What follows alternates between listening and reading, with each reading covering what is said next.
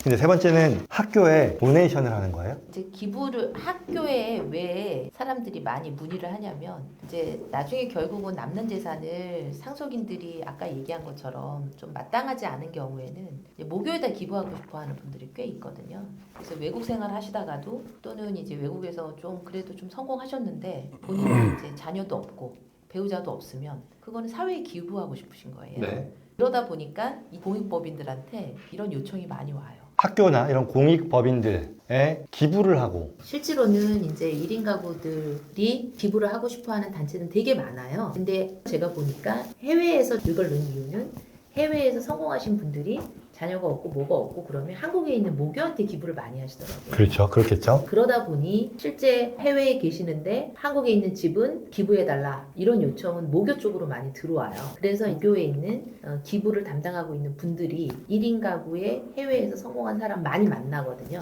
이제 이 사람들한테는 이런 제도가 필요한데 한국에 있는 사람 이런 제도들을 알려줄 사람이 없는 거죠. 지금 딱 와닿지 않는 부분은 해외에 성공한 사람이에요. 근데 이제 돌보아야 할 또는 나중에 사후에라도 신경 써야 될 가족이 있건 없건 무관하게 일정한 나의 어떤 레거시를 남긴다는 차원에서 나의 자산, 특히 이제 한국에 있는 자산이라면 나의 모교 또는 뭐 나와 관련 있는 그런 공익기관들에 기부하는 데 관심이 있겠다. 거기까지는 충분히 이해하는데요. 이 얘기를 하는 데 있어서 그 이상의 어떤 추가의 효용도 기대할 수 있다라는 말씀을 해주실 것 같아서. 근데 일단 그 궁금한 거예요. 만약에 그거 기부하면 그걸로 넌 나중에 노후에 뭐 이런 관리도 해줘라고 하는 거는 공식적으로 얘기 안 하더라도 근데 그게 아예 없는 상황이라면 그냥 도네이션 한 거랑 똑같잖아요. 도네이션 하는 거는 맞죠. 근데 도네이션을 하면 모교에다 기부하든 의료원에 기부하든 왜냐면 모교들은 다 종합병원들이 있기 때문에 실제 이면에서는 이제 건강관리 케어가 가능하거든요.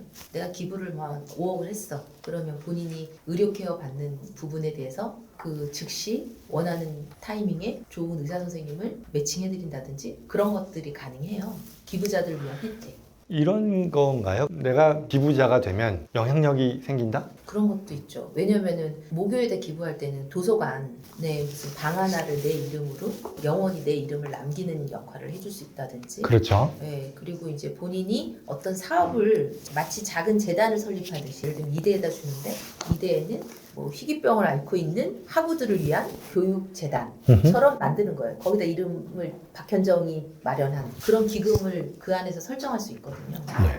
그러다 보니까 사회 환원을 함에 있어서도 아까 얘기한 것처럼 선한 영향력을 끼치는데 내 이름을 대대손손 또는 후배들 또는 뭐 후학들 이런 사람한테 널리 알리고 싶은 어떤 효과가 충분히 이제 도네이션 안에 들어가 있는 거죠. 그리고 이제 또 혼자이신 분, 나이 드신 분들이 다시 국내에 들어오셨다. 국내에 있는 재산은 내 모교에 주겠다라고 하면 공식적으로 오픈되어 있는 병원 내에 있는 대학병원에 예우 프로그램들이 있습니다. 기부를 하게 되면 그래서 이제 뭐 얼마 이상을 하면 어떤 서비스 또 뭐 얼마를 하면 그런 공식적인 이제 프로그램들이 있고 네. 경우에 따라서는 병원들이 좀 적극적인 곳에서는 지인들이 없는 경우에는 직접적으로 후견 업무도 일부 수행을 하겠다라고 하는 그런 기관들도 있거든요.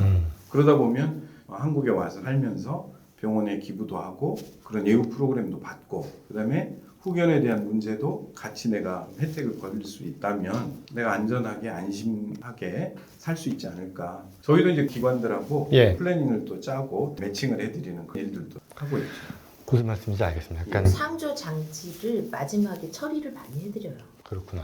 그러면 결국 기부는 그 자체로서의 기부일 텐데 거기서 또 현실적인 문제로 들어가면 은퇴 이후에 노후에 여생을 보내는 데 있어서 당연히 그런 어시스턴스가 필요하다는 것도 현실일 테니 그런 면에 있어서 일정 수준의 기대를 할 수도 있겠다 정도로 얘기할 수 있을 것 같은데요. 그러면 이렇게 해주는 기관들이 따로 있는 건가요? 일부 시작이 되고 있는데요.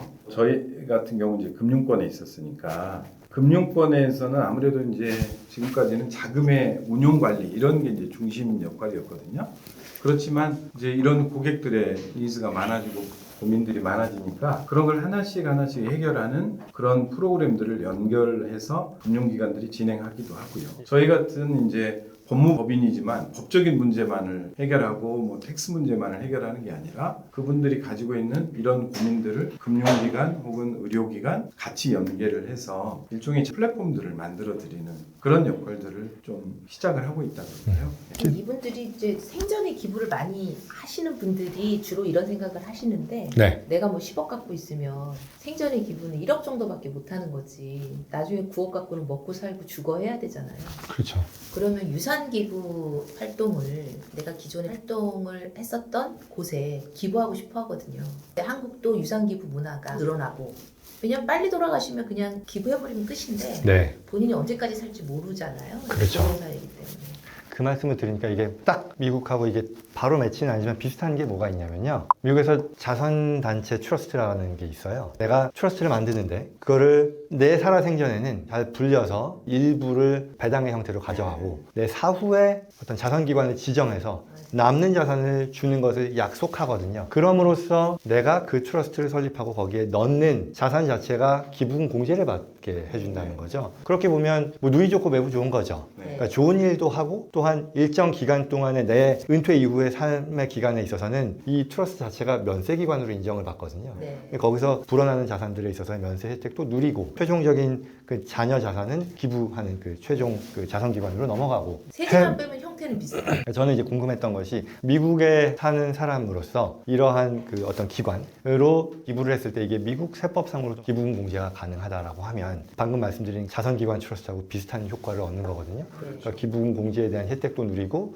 또한 기부의 목적도 당연히 달성하고 은퇴 이후에 내가 농국으로 들어갔을 때 어느 정도 수준의 기대 또한 가질 수 있는 것 같고 네. 아마도 그렇지 않을까 싶네요. 네. 저희도 지금 그런 시도를 해보려고 네. 하고 있고요. 예를 들어서 한국에서도 백범 김구 선생님 후손들이 하버드대에 기부를 했는데 해외에 있는 기관이기 때문에 좀 세금 혜택을 못 받았던 그런 네. 이슈가 있거든요. 그렇구나. 네, 그러니까 이제 미국에서도 국내에 있는 대학이나 공익법인에다가 기부를 그냥 하면 세제 혜택이 없는데 네. 예를 들어서 미국에 있는 교민들이 기부를 할 수 있는 어떤 IRS에 등록하는 non-profit organization으로 등록을 한다든지 해서 세제 혜택과 기부에 대한 부분을 같이 처리를 하고 그죠. 그런 노력들을 좀 한번 그러네요. 네, 트라이를 해보겠습니다. 그러면 뭐 네. 일석몇조가 되겠네요. 예, 그렇죠. 하고 사실 이건 너무 좀 기술적인 얘기긴 합니다만 미국에서는요 해외 자선기관도 기부했을 때요 네. 기부금 공제를 받아요. 그러니까 제가 얘기한 건 이러한 행위 자체가 기부의 행위로 인정을 받을 수 있는지를 따져보는 것이 되고 그 기관 있잖아요. 뭐 학교가 됐건 이런 데들은 이미 기부를 하기 전에 여기가 미국 IRS 관점에서 미국 세법 관점에서 이 기부를 받을 수 있고 우리가 기부금 공제를 할 수 있는 기관인지는 알아볼 수 있습니다. 외국에 계시다가 한국에 들어오실 때에는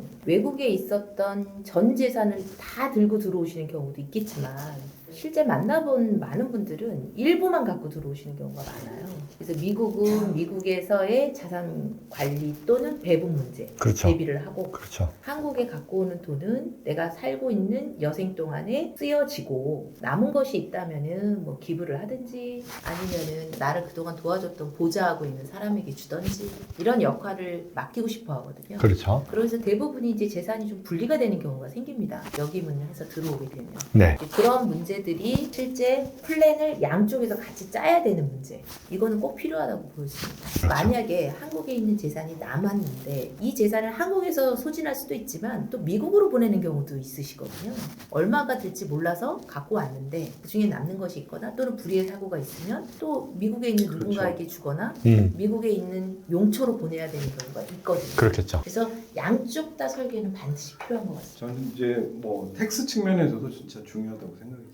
한쪽에 이중 거주자의 이슈가 또 생겨버릴 수도 있고 네. 양쪽에 재산이 있을 때 세금에 대한 처리 문제, 신고, 그다음에 상속에 대한 문제 이런 것들이 발생이 되기 때문에 양쪽 균형감 있게 이런 플래닝을 미리 좀 해야 되지 않을까 저도 같이 생각을 하고 있습니다.